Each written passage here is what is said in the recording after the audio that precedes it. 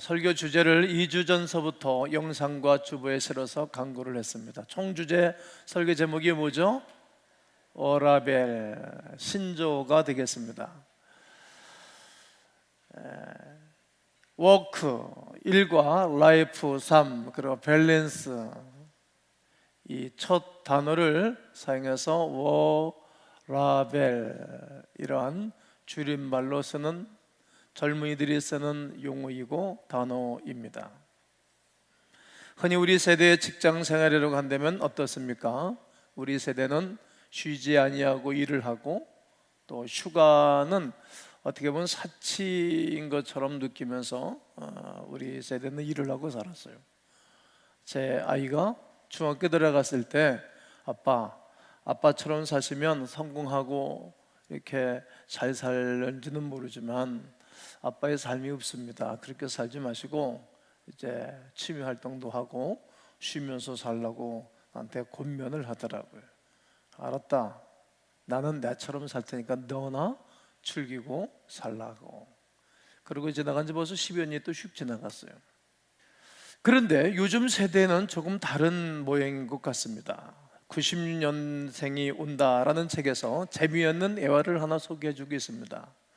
부장이 신입사원을 불러놓고 자네 앞으로 꿈은 뭔가 이렇게 질문을 해요. 그러면 질문하는 그 부장님은 네, 저도 열심히 해서 우리 부장님처럼 성공하고 잘 살겠습니다, 이런 대답을 기대를 할 건데 엉뚱당딴 다른 대답을 하는 거예요. 예, 저는 작가가 제 꿈입니다. 이 부장님 입장에서는 예, 저는 부장님처럼 열심히 해서 성공할 것입니다, 이렇게 대답을 기대하면 실망을 할 것입니다. 요즘 세대가 어렴풋이 보이십니까?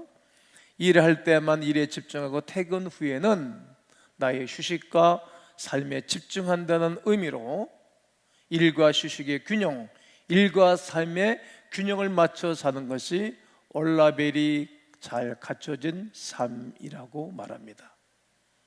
저는 이 신조어가 굉장히 의미가 있다고 생각합니다. 기성세대와 워라벨 세대를 비교하여 무엇이 낫고 무엇이 잘못됐다라고 말하는 것이 아닙니다. 워라벨이라는 단어가 담겨져 있는 삶에 대한 통찰력이 얼마나 깊이가 있는지를 저는 생각해 보았습니다. 균형은 굉장히 중요합니다. 마태복음 7장 12절에 그러므로 무엇이든지 남에게 대접을 받고자 하는 대로 너희도 남을 대접하라, 이것이 율법이요 선지자라고 말합니다. 여러분, 누구든지 우리는 남에게 대접받고 싶어 하잖아요. 그럼 먼저 대접해야 된다는 거예요. 어떤 사람들에게 존경을 받고 싶으십니까? 그럼 나도 상대를 존경해야 되겠죠. 이게 원칙이라는 것입니다. 즉 균형 있게 성경은 가르치고 있고 균형 있는 삶을 살라고 예수님은 말씀하고 계십니다. 이런 균형 있는 삶의 가르침은 성경뿐만이 아니라 다른 많은 책에도 많은 분들이 말을 했습니다. 탈무드에도 말하고 있고 노노에서도 똑같은 비슷한 말을 하고 있습니다. 그것은 무엇을 하기 싫으면 하지 말라라고 제시하는 반면에 성경은 무엇을 하고자 하면 너도 무엇을 해야 된다라고 긍정적인 가르침과 명령을 성경은 하고 있다는 말입니다. 즉 성경에서는 균형은 굉장히 중요하며 그것을 우리는 황금률이라는 단어로도 표현한다는 말입니다. 특별히 워라벨의 단어를 세심하게 잘 살펴보면 얼마나 성경적인 것을 살펴볼 수가 있습니다. 우리는 늘 예배당에서 예배합니다. 그리고 사역합니다. 그리고 늘 봉사를 합니다. 오늘도 이른 아침서부터 많은 분들이 새벽부터 와서 봉사합니다. 예, 저는 오늘 벌써 3번째 설교를 하고 있답니다. 어떤 분은 교사로, 성가대로, 또 화장실 청소로, 예배당 청소로, 또 주방에서 봉사를 하고 주보처를 하고 찬양팀들이 찬양을 하고 방송실에서 수고하고 봉사하고 또 아나운서도 몇 시간씩 본인이 촬영을 해서 이메일로 보내주고 그리고 이렇게 예배에 한 번 예배를 은혜롭게 드리고 있습니다. 다 규정하게 쓰임받게 는 것입니다. 시간과 재정을 투자하고 그리고 섬겨서 예배를 준비합니다. 주말 하루 제대로 쉬지도 못하고 이른 아침서부터 늦은 시간까지 서로 봉사하고 섬기면서 은혜로운 예배를 한번 하나님 앞에 올려드리곤 합니다. 그리고 말씀을 들을 때 다짐하지요. 내가 예수님을 닮겠노라고, 믿음으로 살겠노라고 굳게 다짐하고 예배당을 빠져나가서 한 주간 삶을 삽니다. 그런데 순간에 또 무너지는 것입니다. 무너지고 깨질 때가 얼마나 많습니까? 아유, 위에 층 애들은 이렇게 들고 뛰는지, 층간소음 때문에 우리의 마음을 상하게 하고 막 이웃과의 관계도 깨트리기도 하고, 자동차 운전을 하고 가는 가운데 사람들이 끼어들기도 하고 막 힘들게 하기도 합니다. 예수님의 거룩한 성품이 나도 모르는 사이에 깨지고 또 망가지기도 합니다. 직장에서는 상사는 막 나를 들쑤시고 또 밑에서는 치고 올라옵니다. 삽정에서 만나는 사람들이 왜 그렇게 진상이 많은지 말이죠. 힘드시죠? 어려운 일들이 있으시죠? 한 가지 핑계를 대보자면 시대가 변해가고 시대가 많이 변한 것입니다. 개인주의가 팽배하여 전통적인 이웃의 개념이 붕괴되었다고 말합니다. 그렇다면 여러분, 우리는 이 시대의 흐름에 순응하며 살아야 되는 것입니까? 주일에는 거룩히 예배를 드리는 것과 살아가는 것은 전혀 상관없는 삶을 살아야 되는 것입니까? 하나님을 예비하면, 하나님을 사랑하면 진정으로 예배 드립니다. 말 그대로 워크합니다. 그런데 진정으로 하나님을 사랑하면 삶도 바쳐져야 마땅한 것입니다. 영어로 라이프, 이 두 가지의 균형이 성경적입니다. 오늘 성경 본문은 한 율법 교사가 예수님을 시험하러 와서 예수님께 질문하는 것으로 오늘 본문은 시작을 합니다. 그때 예수님이 되묻습니다. 어떻게 하면 영생을 얻으리까? 이렇게 묻는 그에게 되묻는 것입니다. 율법에 무엇이라고 기록되어져 있냐? 율법에 너는 무엇이라고 되어져 있는 것을 읽고 정리했니? 이렇게 물으니까 네, 내 마음을 다하고 목숨을 다하고 뜻을 다하고 힘을 다하여 주 너의 하나님을 사랑하라 했습니다. 그리고 네 이웃을 내 몸처럼 사랑하라고 하셨습니다. 그래서 예수님이 대답하시는 것입니다. 말씀하시는 것입니다. 네 대답이 옳도다. 네 대답이 옳도다. 정확하게 말했다는 말이죠. 그러면 일을 행하라. 행하는 그리스도인, 행동하지 않으면 아는 것이 아니지 않습니까? 그러면 살리라. 네 대답이 옳도다. 일을 행하라. 그러면 살리라. 행하지 않으면 너는 죽는 영혼, 죽은 사람이다. 행함이 없는 믿음은 죽은 믿음이니까 말이죠. 이렇게 주님이 말씀을 하십니다. 그런데 율법교사는 여기에 우쭐하면서 자신을 의롭게 보이기 위하여 다시 묻습니다. 10장 29절에 그 사람이 자기를 어떻게 보이려고요? 옳게 보이려고. 예수님께 여쭙는 것입니다. 그러면 내 이웃이 누구입니까? 여러분, 여러분의 이웃을 어떻게 단정짓고 정리하셨습니까? 네 이웃이 누구인가? 굉장히 유의미한 질문을 던졌습니다만 사실 율법 교사는 사랑을 베풀어 할 이웃의 대상을 가질 때에 유대인으로만 제한된 생각을 가지고 있는 것입니다. 내 이웃은 내가 유대인이니까 유대인에게만 제한시켰던 것입니다. 그리고 물은 것입니다. 유대인들은 두 가지 사상의 뿌리가 깊이 박혀 살아가는 사람들입니다. 하나님께서 자신들을 선택하였다는 선민사상과 그로부터 오는 민족적 우월주의가 어려서부터 그들에게는 마음에 담겨지고 뿌리가 내려져 있는 것입니다. 그래서 자기 자신을 중심으로 원을 그리며 넓혀 나가는 것입니다. 자기가 중심입니다. 내가 중심입니다. 그리고 친족과 가족, 그리고 더 넘어있는 다른 유대인, 그리고 이방인 중에 개종한 이방인들이 있고, 그리고 그 밖에는 사마리아인을 포함한 개종자들을, 이방인들을 맨 가장자리에 두었습니다. 그러니까 이방인들과 사마리아 사람들은 사람 취급하지 않았어요. 민족적 아픔입니다. 아수르 사람들이 호주라 정책을 썼어요. 그래서 막 호주라 정책을 써서 순수한 혈통의 유대인들이 아닙니다. 참 아픈 거죠. 정치적으로 그렇게 한 것입니다. 그러면 그들을 불쌍히 여길 줄을 알고 그들을 위로하고 격려해야 됩니다. 여러분, 우즈베키스탄이나 구소련 같은 데 가면 우리 코리안들이 많은 거예요. 한국 정부는 그들을 내 가족, 내 민족으로 받아주어야 됩니다. 그들이 거기에 살고 싶어서 산 것이 아니잖아요. 전쟁과 시대의 순환 가운데 그렇게 된 것이지 그들이 원해서 간 길은 아닙니다. 똑같은 상황입니다. 철저하게 이기적이고 자기중심적입니다. 세속적인 이웃 개념이요, 사마리아인은 이웃의 대상으로 절대 고려할 수 없는 존재였습니다. 이런 패러다임을 깨기 위하여 예수님께서는 그들로서는 전혀 상상하지도 못할 충격적인 가르침을 오늘 본문 속에서 말씀하고 계신 것입니다. 일본과 우리의 차이가 굉장히 큽니다. 일본은 우리나라보다 100년 전 복음을 받아들이고 서양 문화를 받아들였습니다. 우리나라는 그렇게 여러 루트로 복음이 들어오고 서양 문화가 들어오지만 단절시켰습니다. 세국 정치를 썼기 때문입니다. 그래서 늦은 것입니다.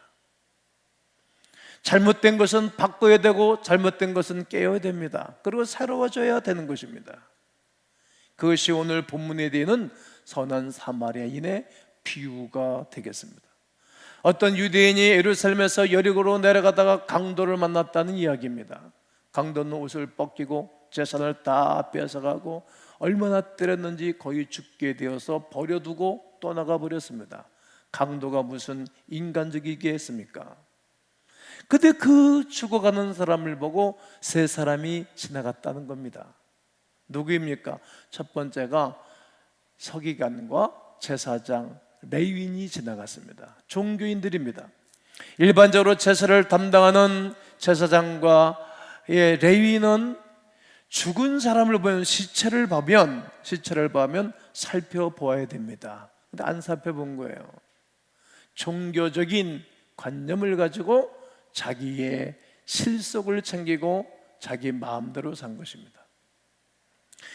에레미야서 얘도 기록하고 있고 레위기에서 보게 되어지면 21장 1절과 11절에 여호와께서 모세에게 이르시되 아론의 자손 제사장들에게 말하여 이르라 그의 백성 중에서 죽은 자를 만짐으로 말미암아 스스로를 더럽히지 말려니와 어떤 시체든지 가까이 하지 말지니 그의 부모로 말미암아 더러워지지 않게 하며. 그런데 제사장과 레위인은 강도를 당한 사람이 죽었는지 살았는지 확인도 하지 않냐고 슬그머니 지나가 버렸습니다. 결국 종교적 의무를 핑계 삼아 이웃의 불행을 외면한 것입니다. 제사장과 레위인의 경고는 형식적이었습니다. 형식적인 그리스도인을 주님은 싫어하는 것입니다. 사랑이 없는 경건일 뿐이었습니다. 이런 사람들에게 예수님께서 뭐라고 책망하십니까? 마태복음 9장 13절에 너희는 가서 내가 국류를 어기고 원하고 불쌍히 여기던 거예요. 마저 죽어가는 사람 보면 불쌍히 되지 않겠어요? 제사를 원하지 아니하니라 하신 뜻이 무엇인지 배우라. 나는 의인을 부르러 온 것이 아니고 죄인을 부르러 왔노라 하시니라고 말합니다. 즉 이웃과 바른 관계를 맺지 못한 채 드려지는 예배는 무의미한 것입니다. 마가복음에서도 가장 큰 계명으로 하나님과 사람과 사랑 이웃을 가르침을 받던 서기관도 이렇게 말하지 않습니까? 마가복음 12장 31절과 33절에 보면 서기관이 이르되 선생님이여 올소이다. 하나님은 한 분이시요 그 외에 다른 이가 없다 하신 말씀이 참이니이다.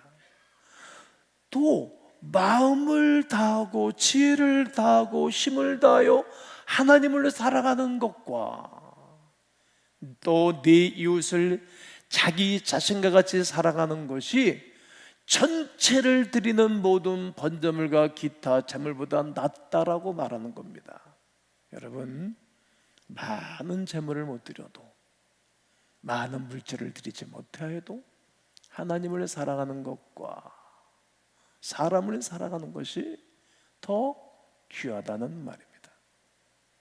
그래서 예수님께서는 서기관을 칭찬하시기를, 예수께서 그가 지혜 있게 대답하는 것을 보시고 이르시되 네가 하나님의 나라에서 멀지 않도다. 하나님 나라에 들어갈 수 있다고 말하지 않고 멀지 않도다. 그 위에 감히 묻는 자가 없다라고 말했습니다. 즉 하나님 나라에 다 멀다는 얘기예요.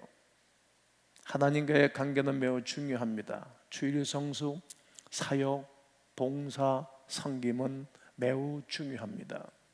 그러나 하나님과의 관계를 바르게 유지하기 위해서 이웃과의 관계 역시 매우 중요한 것입니다. 하나님께서는 구약에서 모든 계명과 율법을 말씀하실 때 결코 하나님 사랑만이 전부라고 가르치고 있지 않습니다. 결국 이웃 사랑은 하나님 사랑의 결과요, 증거요, 표현이기 때문입니다. 그러므로 성도 여러분, 우리가 하나님을 사랑한다고 말할 때에 여러분의 이웃 또한 사랑하고 그들과 함께하는 지혜가 있기를 주의 이름으로 권면합니다.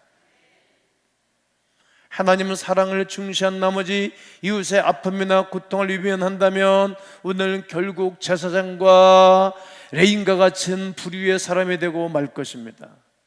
이야기를 들은 율법학자는 가슴이 뜨끔했겠지요. 그리고 그 다음에 누가 등장할지 예수님의 이야기를 더욱 집중하고 있는 것입니다. 그런데 누가 등장합니까?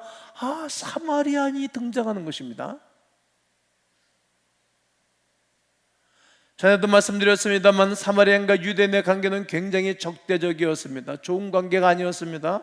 그러나 이 관계는 굉장히 일방적인 관계입니다. 유대인은 사마리아인들이 유대인의 피가 섞였으므로 유대인으로 간주하여 상종하지 않고 혐오와 반감을 여러 차례 드러냈습니다. 그러나 사마리아인들의 입장에서 보게 되어지면 자기도 상처받은 사람들 아닙니까? 요한복음 4장에 보게 되어지면 사마리아 성에서 만난, 우물가에서 만난 그 여인, 얼마나 상처받는 여인 아닙니까?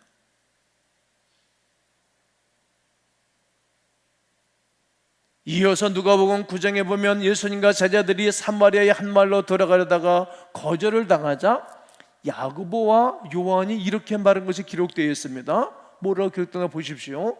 제자 야고보와 요한이 이를 보고 주여, 우리가 불을 명하여 하늘로부터 불이 내려서 저들을 멸하라 하기를 원하시나이까? 그런 마음이 있는 거예요. 나에게 불편함을 주고 손해를 끼치는 사람들 향해서 은근히 우리 속에서는 두고 보자, 잘 되나, 그런 마음이 있을 거라고. 그리고 이런 의식이 있었기 때문에 주여, 불을 명하여 저 사람들을 멸하라고 좀 해야 되는 것입니까? 이런 의식이 제자들에게 있었던 거예요. 우리는 불식간에 우리의 이웃을 편협하게 나누기도 합니다. 우리가 같은 종교를 가졌다고 이웃이라고 여기고 우리와 종교가 다르다라고 편협하여 나눌 때도 있습니다. 나와 다르면 상종도 하지 아니해야 되고 나와 다르면 이웃이 아니라고 생각하는 그러한 관계 말입니다. 나가 다르면 다 적인 거예요. 적폐인 거예요. 이제 적폐라는 말을 더 이상 해서는 안 돼요. 우리지, 우리. 그렇게 살면 유대인과 다를 바가 뭐가 있겠어요? 유대인 같은 사람이 교회 안에 있다면 그 행복하겠습니까? 유대인 같은 사람들이 나라에 진을 치고 살다면 행복하겠습니까? 같은 국가, 같은 지역, 같은 동네, 같은 공동체일 때에만 이웃이라고 말합니다. 그리고 그 위에는 극단적으로 적으로 표현하고 살아가는 세대입니다. 그래서 예수님은 사마리아인을 등장시켜 우리의 색감과 생각과 우리의 삶 패러다임을 완전히 새롭게 부수고 새로운 세상, 새로운 사람들이 되기를 우리 주님은 원하셨던 것입니다. 다시 생각하게 하는 것입니다. 오늘 부족한 중에 설교를 들으며 여러분들은 이웃의 개념을 새롭게 하게 되기를 원합니다. 그렇다면 누가 우리의 이웃입니까? 누가 이웃인가? 이미 율법교사가 예수님의 비유를 듣고 대답했습니다. 네 생각에는 이 세 사람 중에 누가 강도 만난 자 이웃이 되겠느냐? 이렇게 예수님이 율법학자에게 물으십니다. 그때 네, 선한 사마리아인입니다, 이렇게 대답해야 되잖아요. 얼마나 자존심이 강한지 몰라. 이르되 자비를 베푼 자니이다. 예수께서 대답하기를 가서 너도 이와 같이 하라. 가서 하라는 거예요. 이웃이 된다는 것은 자비를 베푸는 것이라고 위대한 사실을 율법학자가 알게 됩니다. 이 이야기의 핵심은 무슨 말씀입니까, 여러분? 나의 이웃이 누구인가가 중요한 것이 아닙니다. 정말 돕고 사랑을 받아야 할 이웃이 누구인가가 중요한 메시지가 아닙니다. 팩트가 그게 아닙니다. 우리의 도움과 사랑이 필요한 모든 이에게 이웃이 되어줘야 한다는 거예요. 이것이 하나님이 오늘 우리에게 주시고자 하시는 말씀입니다. 예수님께서 마지막에 말씀하십니다. 가서 너도 이와 같이 하라. 이 명령은 선한 사마리아인처럼 편견을 극복하여 도움이 필요한 사람을 찾아가 도와주라는 말입니다. 예수께서 말씀하신 이웃의 개념이 무엇입니까? 우리 이웃은 혈연, 학연, 지연, 종교에 의해 결정되는 것이 아닙니다. 우리의 도움과 사랑이 필요한 모든 사람이 여러분과 저의 이웃이기를 원합니다.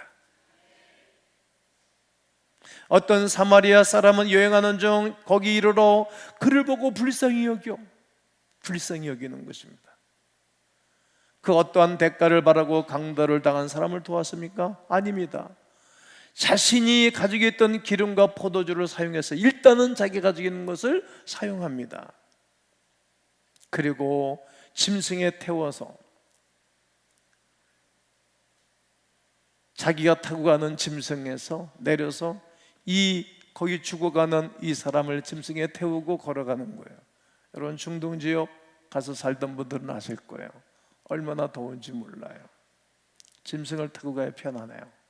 자기는 짐승의 굽비를 붙잡고 알지도 못한 사람을 강도 만난 자의 이웃을 자기 짐승에 태우고 걸어가는 거예요. 얼마나 수고하고 애썼는지 몰라요.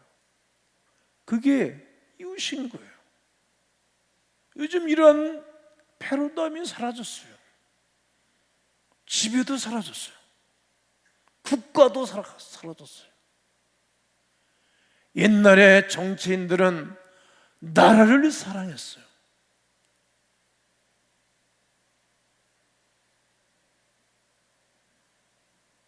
목사들도 많이 변해가고 있어요. 교인들도 변해가고 있는 거예요. 가까이 가서 기름과 포도주를 그 상처에 붓고 싸매고 자기 짐승에 태워 주막으로 데리고 가서 돌보아 주니라. 여기서 끝나는 것이 아니라 그 주인에게, 주막 주인에게 부탁하기를 내가 2데나리온을 주면서 잘 돌보아 주시고 비용이 더 들거든 내가 돌아올 때 갚겠습니다. 끝까지 책임을 지는 거예요. 끝까지. 사랑은 끝까지 책임을 지는 거예요. 선한 사마리아인은 자신의 육체적인 수고와 경제적인 희생을 감수해서라도 유대인을 도왔습니다. 순수한 자비와 사랑으로 이웃사랑의 모범적인 실천을 보여주었습니다. 예수님의 사랑은 이해를 따지는 사랑이 아닙니다. 부모가 우리에게 언제 계산해서 사랑해 주었습니까? 이처럼 하나님은 우리를 사랑할 때 계산과 이해를 따지는 사랑을 하는 것이 아닙니다. 이익을 얻기 위한 계산적인 수단 또한 아닙니다. 이타적이고 조건 없는 사랑입니다. 누가복음 6장 35절에 오직 너희는 원수를 사랑하고 선대하며 아무것도 바라지 말고 구워주라. 그러면 너희의 상이 클 것이요 또 지극히 높으신 이의 아들이 될 것이라고 말씀하고 계십니다. 특히 아무것도 바라지 말고는 다른 사람의 아무에게 대하여 실망하지 않고, 그러니까 우리가 선을 행하다가 저 사람이 이상하고 뭐 그래도 실망하지 말아라, 이런 얘기예요. 그렇게 기록해 놨다는 말이에요. 베풀다가 실망할 필요도 없고 개의치 할 것도 없고 끝까지 하라는 것입니다. 모든 입법부, 행정부, 사법부, 국가산보요인서부터 청와대에서부터 모든 목사님들, 모든 관계 부처 장관들, 모든 분들이 내 이웃은 누구냐? 이웃을 사랑하고. 누가 네 이웃이 되겠느냐? 자비를 베푼 자녀이다. 사랑을 베푸고 긍휼을 베푸는 그런 바람이 한국 땅에 불고 우리 가운데 불어서 영적인 워라벨의 거룩한 축복의 은혜가 이 민족 위에 우리 가운데 있게 되기를 주 예수의 이름으로 축원합니다.